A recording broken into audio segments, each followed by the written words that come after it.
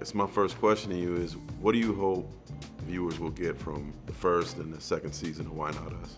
That going to a HBCU is an experience.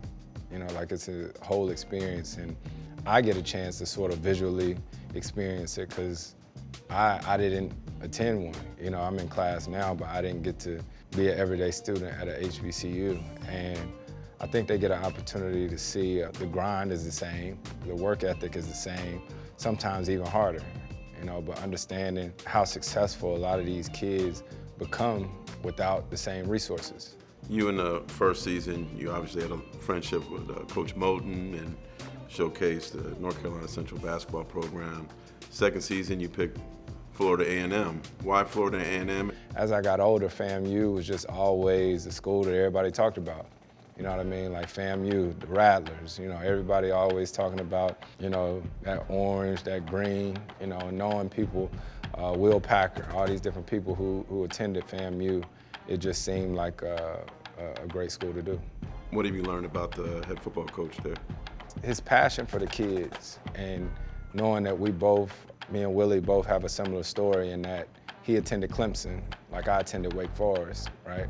But it brought him right back to FAMU. And I think that's sort of, somewhat like my story. It just shows that there's something in you. There's something in you, and it's just never gonna go away. I don't care where you go, how far away you get. If you grew up in that HBCU culture, you could be at a game, and if the band start playing a certain song, you're talking out the side of your neck, you just know that from being around it, so it's just always in you. In 2020, Chris Paul announced he is enrolled at Winston-Salem State University, pursuing a communications degree at the HBCU. So is it true that you actually went on campus to get your photo ID? Absolutely. You have it with you? No, dang, it's in my wallet. It was important for me because as abnormal as my life may be, right, I wanted to feel like a normal student. Like I went into the building, went up there, took the little headshot, and I got my student ID. I keep it in my wallet. And I think what's cool about it is other students, my classmates or whatnot, when they realize that I'm doing this on top of everything else that's going on, I think it gives them a little bit of hope. How do you manage going to school, playing in the NBA, being a father? Like, how do you study? Man, it's tough. It's really tough, but thankfully I got a mom who is unbelievably annoying, right? And when I say that, I say it with so much love, but my mom would blow my phone up. She'd be like, you got assignment due, you got assignment due, you gotta do this, you gotta do that. So, yeah. Right now you're wearing your Support Black Colleges gear. You wore gear in the bubble, supporting HBCUs, promoting HBCUs. How did that come about, and why was that important for you to do? Yeah, it came about. Courtney Mays, my stylist, like I remember us being in Houston and we were talking about what we wanted to do for that season as far as clothing, and we was like, let's champion Black designers, right? And so then the very first hoodie that I wore, or like school clothing that I wore, was Texas Southern, right? And that was actually the school that her dad went to.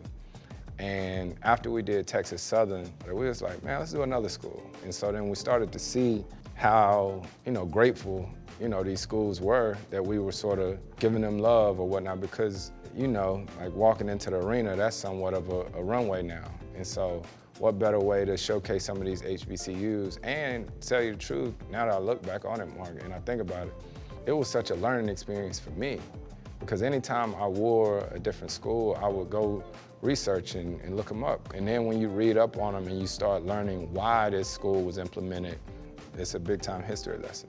Yeah, I got to get you some University of District of Columbia gear. Right. There's so many HBCUs that people don't know about too, yeah. And you're helping them. Yeah, and what was cool about it too was to see the response and people, saying, hey, wear this school. But one of my dope bubble stories was one of the guys that was just with the camera crews.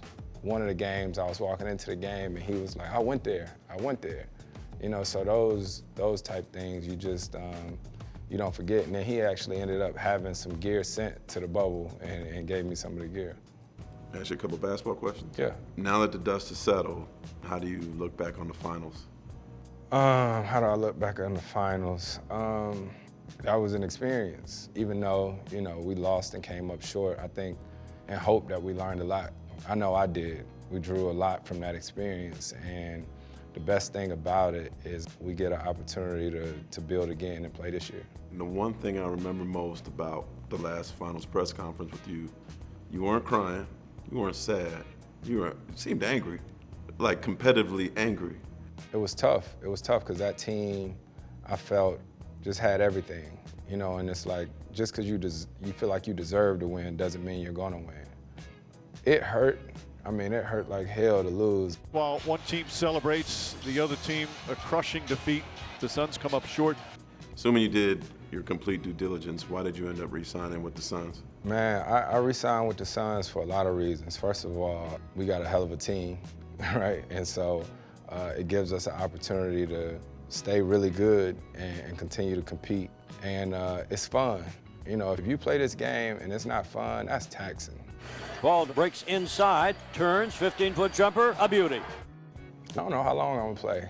I'm gonna play until, you know, God willing, he say, you need to sit down somewhere, or my kids tell me, Daddy, you're embarrassing us. But it's safe to say you're already doing what you'd probably be doing after basketball anyway? Or? Yeah, you know, it's funny. I do get a chance to be involved in, you know, our projects, Why Not Us, all different things.